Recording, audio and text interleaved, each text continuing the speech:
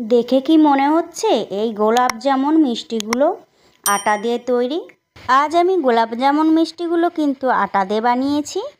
একদম নরম তুলতুলে, আর মুখে দিলেই মিলিয়ে যাবে। আর সামান্য ঘরে থাকা কিছু উপকরণ দিয়ে এরকম একটা সফট মিষ্টি তোমরা বাড়িতে তৈরি করে নিতে পারবে।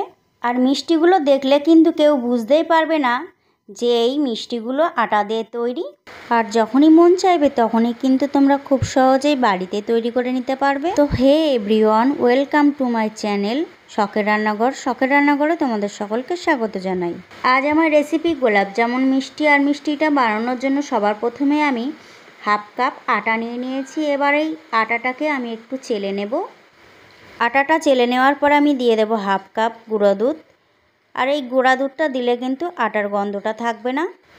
দিয়ে দেব খুব সামান্য বেকিং সোডা। আর অবশ্যই কিন্তু মনে রাখতে হবে আমি কিন্তু এখানে বেকিং সোডা দিয়েছি, বেকিং পাউডার কিন্তু এখানে আমি ব্যবহার করিনি। আর যদি বেকিং সোডা না থাকে তাহলে কিন্তু 1 চামচ বেকিং পাউডারও দিয়ে দিতে পারো। আর দিয়ে দেব 1 চামচ ঘি। আর এই ঘিটা দিয়ে দিলে কিন্তু এই মিষ্টির ফ্লেভারটা খুব সুন্দর আসবে। এবার আমি হাত দিয়ে ভালো করে মেখে নেব। বেসিক্যালি আটা ময়দা যেইভাবে মেখে নেয় সেইভাবেই আমি মেখে নেব।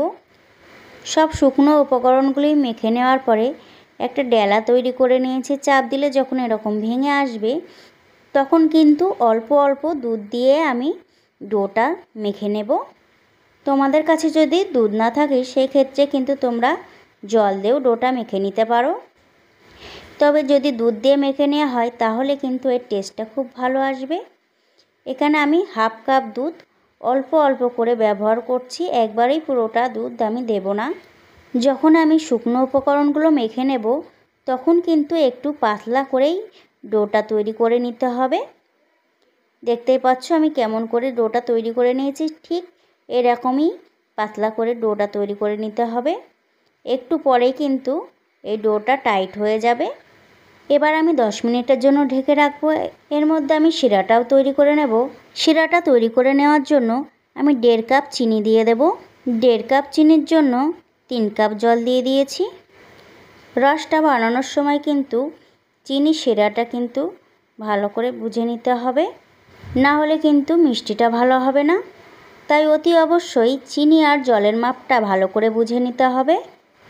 এবার আমি ফ্লেভারের জন্য দিয়ে দেব 3টে এলাচ। আর এলাচের মুখটা কিন্তু অবশ্যই ফাটিয়ে দিতে হবে, তলায় যাতে লেগে না যায় সেই জন্য কিন্তু চিনিটা অবশ্যই গলানো পর্যন্ত নাড়তে হবে। তো জলটা কিন্তু ভালো করে ফুটে এসেছে আর চিনিটাও কিন্তু গলে গেছে। এবার আমি চিনির শিরাটা 10 মিনিট মতন ভালো করে ফুটিয়ে নেব। তো শিরাটা কিন্তু এখনও ভালো করে তৈরি হয়নি। যখন হাত দিয়ে স্লিপ কাটবে বা একটু আঠা আঠা হবে তখন কিন্তু চিনির শিরাটা নামিয়ে নিতে হবে। তো আরও 5 মিনিট ফুটিয়ে নেওয়ার পরে চিনির শিরাটা কিন্তু একটু আঠা আঠা হয়ে গেছে আর শিরাটাও কিন্তু এখন পারফেক্ট আছে। এবার আমি গ্যাসের ফ্লেমটা অফ করে দেব আর একটা ঢাকনা দিয়ে সাইডে রেখে দেব। শিরাটা তৈরি করে নেওয়ার পর মিষ্টির ডোয়ের ঢাকনাটা খুলে নেব। আর এখন দেখতেই পাচ্ছ ডোটা কতটা শক্ত হয়ে গেছে। এবার আমি আরেকটু ভালো করে মেখে নেব। তারপরে কিন্তু আমি ছোট ছোট লেচি কেটে নেব। এখানে চাইলে তোমরা চয়েস অনুযায়ী মিষ্টিটা তৈরি করে নিতে পারো। এখানে কিন্তু আমি মাঝারি সাইজের মিষ্টিগুলোর লেচি কেটে নিচ্ছি। এবার আমি মিষ্টির লেচিগুলোকে গোল গোল সাইজের করে নেব।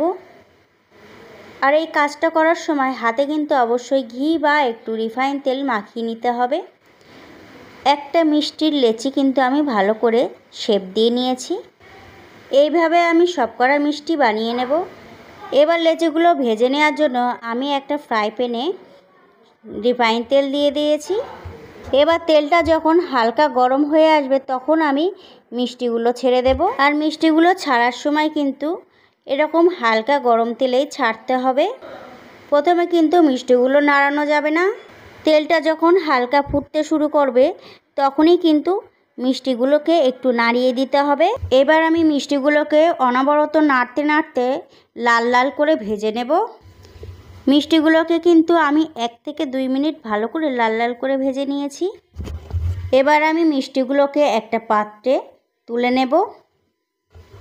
আর মিষ্টিগুলো তেল থেকে তুলে নেওয়ার পরে আমি কিন্তু সরাসরি মিষ্টির শিরার মধ্যে দিয়ে দেব। আর অবশ্যই কিন্তু একটু চেক করে নিতে হবে শিরাটা যেন একটু গরম থাকে। আর যদি শিরাটা ঠান্ডা হয়ে যায় তাহলে একটু গরম করে নিয়েই মিষ্টিগুলো দিয়ে দিতে হবে। এবার আমি 30 মিনিট এই রসের মধ্যেই ঢেকে রেখে দেব। আর 30 মিনিট পর ঢাকনাটা খুলে আমি দেখে নেব। দেখতেই পাচ্ছ মিষ্টিগুলো ফুলে ডবল হয়ে গেছে। তো বন্ধুরা, এই সহজ আর সিম্পল গোলাপ জামুন রেসিপিটা তোমাদের কেমন লেগেছে অবশ্যই কিন্তু আমাকে কমেন্ট করে জানাবে। আর যদি ভালো লেগে থাকে তাহলে একটা লাইক করে দেবে। আর আমার চ্যানেলে নতুন বন্ধু হয়ে থাকলে চ্যানেলটিকে সাবস্ক্রাইব করে পাশে থাকা বেল আইকনটিতে ক্লিক করে রাখবে। এতে আমি যখনই ভিডিও ছাড়বো সবার আগে পৌঁছে যাবে তোমার কাছে। তাহলে আজকের মতন এই পর্যন্ত। দেখা হচ্ছে অন্য কোনো রেসিপি নিয়ে। সবাই ভালো থাকবে, সুস্থ থাকবে। নমস্কার।